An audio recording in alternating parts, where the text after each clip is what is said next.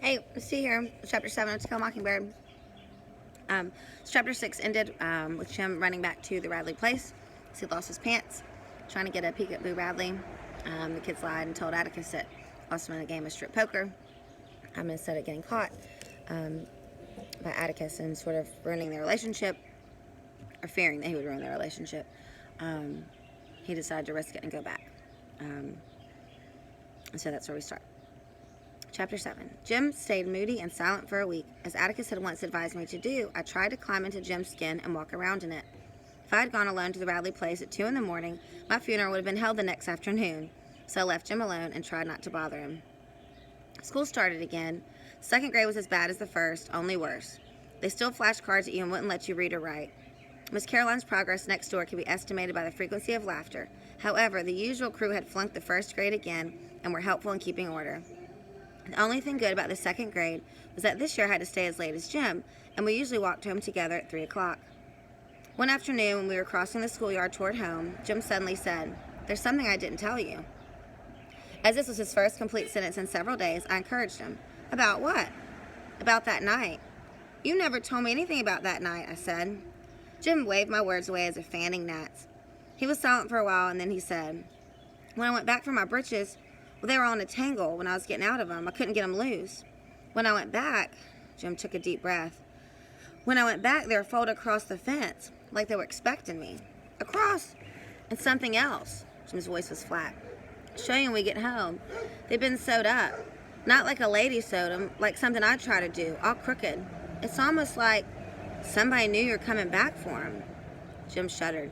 "Like somebody was reading my mind. Like somebody could tell what I was going to do. Can anybody tell what I'm going to do unless they know me, can they, Scout?" Jim's question was an appeal, and I reassured him. "Can anybody tell what you're going to do unless they live in the house with you? And even I can't tell sometimes."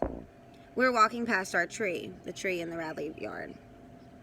Its knothole rested a ball of gray twine. "Don't take it, Jim," I said. "This is somebody's hiding place." "I don't think so, Scout." "Yeah, it is. Somebody like Walter Cunningham comes down here every recess and hides his things, and would come along and take them away from him. Listen, let's leave it and wait a couple days. If it ain't gone then, we'll take it, okay?" "Okay, you might be right," said Jim. "It must be some little kid's place. Hides his things from the bigger folks. You know, it's only when school's in that we found things." "Yeah," I said, "but we never go by here in the summertime." We went home. Next morning, the twine was still where we left it. When it was still there on the third day, Jim pocketed it. From then on, we considered everything we found in the knothole our property. The second grade was grim, but Jim reassured me that the older I got, the better school would be, that he started off the same way, and it was not until one reached the sixth grade that one learned anything of value. The sixth grade seemed to please him from the beginning. He went through a brief Egyptian period that baffled me. He tried to walk flat a great deal, sticking one arm in front of him and one in the back of him, putting one foot behind the other. He declared Egyptians walked that way. I said if they did, I didn't see how they got anything done. But Jim said they accomplished more than the Americans ever did. They invented toilet paper and perpetual embalming, and asked where we would be today if they hadn't. Atticus told me to delete the adjectives, meaning toilet and perpetual, and I'd have the facts.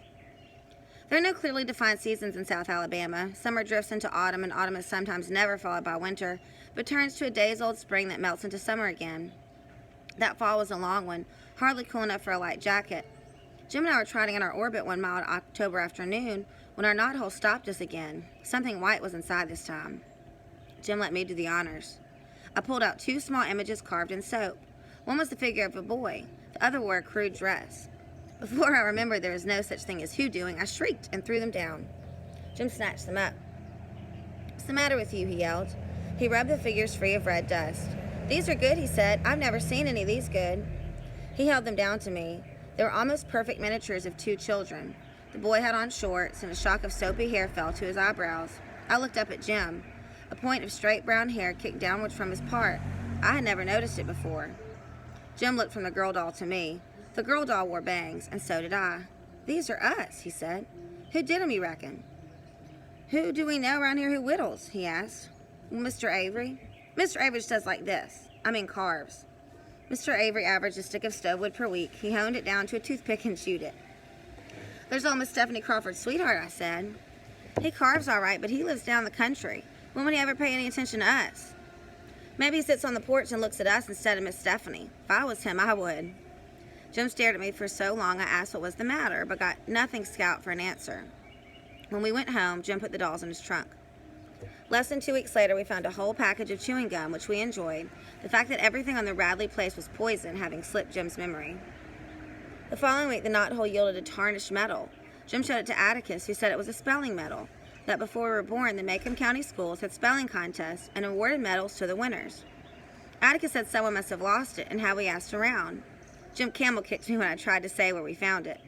Jim asked Atticus if he remembered anybody who ever won one, and Atticus said no. Our biggest prize appeared 4 days later. It was a pocket watch that wouldn't run on a chain with an aluminum knife. You reckon it's white gold, Jim? I don't know. Show it to Atticus. Atticus said it'd probably be worth $10, knife, chain, and all, if it were new. Did you swap with somebody at school, he asked. Oh, no, sir.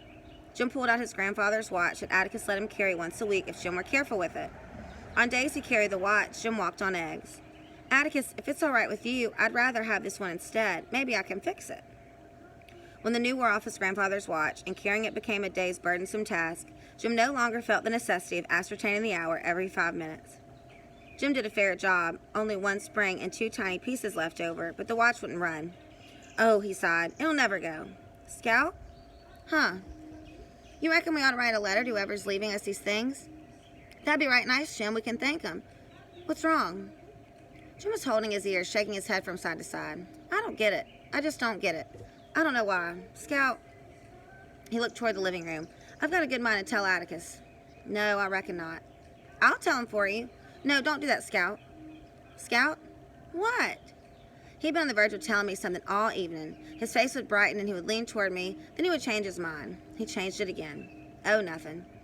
Here, let's write a letter. I pushed a tablet and pencil under his nose. Okay, dear mister. How do you know it's a man? I bet it's Miss Maudie. Been betting that for a long time. Oh, Miss Maudie can't chew gum.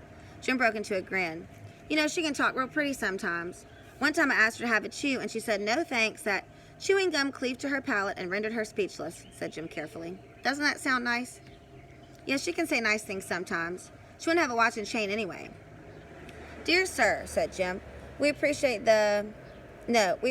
everything which you have put into the tree for us. Yours very truly, Jeremy Atticus Finch. He won't know you are if you sign like that, Jim. Jim erased his name and wrote Jim Finch. I signed Jean Louise Finch, Scout, beneath it. Jim put the note in an envelope. Next morning on the way to school, he ran ahead of me and stopped at the tree. Jim was facing me when he looked up, and I saw him go stark white. Scout! I ran to him. Someone had filled our knothole with cement. Don't you cry now, Scout. Don't cry now. Don't you worry. He muttered at me all the way to school. When we went home for dinner, Jim bolted his food, ran to the porch, and stood on his steps. I followed him. Hasn't passed by yet, he said. Next day, Jim repeated his vigil and was rewarded. How do you do, Mr. Nathan, he said. Morning, Jim. Scout, said Mr. Radley as he went by. Mr. Radley, said Jim. Mr. Radley turned around. Mr. Radley, did you put cement in that hole in that tree down yonder? Yes, he said. I filled it up.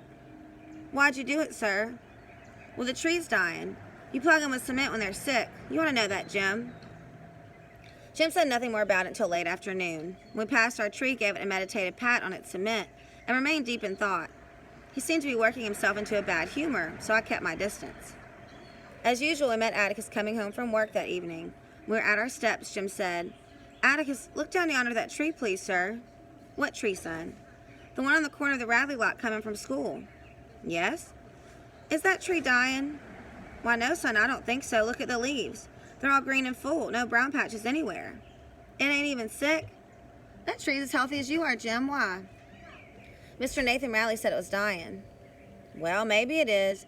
I'm sure Mr. Rowley knows more about his trees than we do. Atticus left us on the porch. Jim leaned on a pillar, rubbing his shoulders against it. Do you itch, Jim? I asked as politely as I could. He did not answer. Come on in, Jim, I said.